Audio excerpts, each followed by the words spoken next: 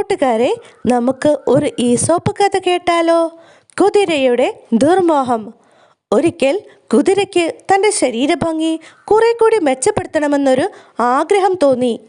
ഇക്കാര്യവുമായി Jupiter ദേവനെ അവൻ സമീപിച്ചു. ദേവാ, ഞാൻ അങ്ങയുടെ കുലീനവും സുന്ദരവുമായ സൃഷ്ടികളിൽ ഒന്നാണല്ലോ. അങ്ങയ്ക്ക് എൻ്റെ സൗന്ദര്യം കുറെ കൂടി മെച്ചപ്പെടുത്തുന്ന കാര്യമൊന്ന് ആലോചിച്ചുകൂടെ? കുതിര ചോദിച്ചു. പറയൂ കുതിരെ, എങ്ങനെയാണ് ഞാൻ നിന്റെ സൗന്ദര്യം വർദ്ധിപ്പിക്കേണ്ടത്? നിന്റെ അഭിപ്രായം തുറന്നു പറയാം, ജൂപ്പിറ്റർ ദേവൻ കുതിരയോട് പറഞ്ഞു.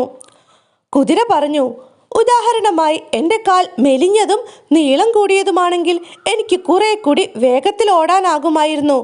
മാത്രമല്ല, അരയന്നത്തെ പോലെ നീണ്ട കഴുത്ത് എൻ്റെ സൗന്ദര്യം കുറെ കൂടി വർദ്ധിപ്പിക്കുകയും ചെയ്യും.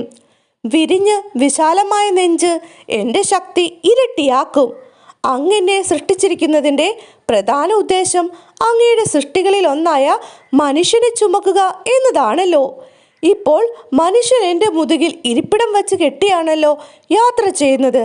അതിനാൽ ഒരു ജീനി എൻ്റെ ശരീരത്തിൻ്റെ ഭാഗമാക്കിയാൽ എൻ്റെ പുറത്തു കയറി യാത്ര ചെയ്യുന്നവർക്ക് അത് വലിയ സൗകര്യമായിരിക്കും. കുതിര വിശദീകരിച്ചു. നിന്റെ നിർദ്ദേശം നന്നായിരിക്കുന്നു. അതെങ്ങനെ ഇരിക്കുമെന്ന് കണ്ടോളൂ. ജൂപ്പിറ്റർ ദേവൻ പുതിയ സൃഷ്ടി ഉണ്ടാകട്ടെ എന്ന് കൽപ്പിച്ചു. അപ്പോൾ തറയിൽ കിടന്ന മൺതരികൾ തനിയെ ചലിച്ച് ഒത്തുകൂടി അതിഭീകരമായ ആകൃതിയിലുള്ള ഒരു പുതിയ രൂപമുണ്ടായി. അത് കണ്ട് കുതിര ഞെട്ടി വിറച്ചു. നീ പറഞ്ഞതുപോലെ മെലിഞ്ഞു നീണ്ട കാലുകൾ, അരയന്നത്തെ പോലെ നീണ്ട കഴുത്ത്, വിരിഞ്ഞ നെഞ്ച്, മുതുകിലിരുന്ന് യാത്ര ചെയ്യുവാനുള്ള ജീനി എല്ലാമുണ്ട് ഈ രൂപത്തിന്.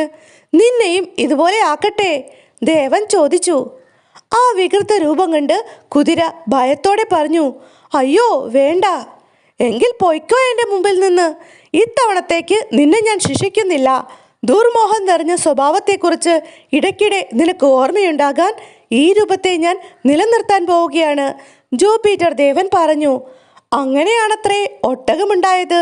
അതിനുശേഷം കുതിര ഒരാവശ്യവും പറഞ്ഞ് ജൂപ്പിറ്റർ ദേവനെ സമീപിച്ചിട്ടില്ല.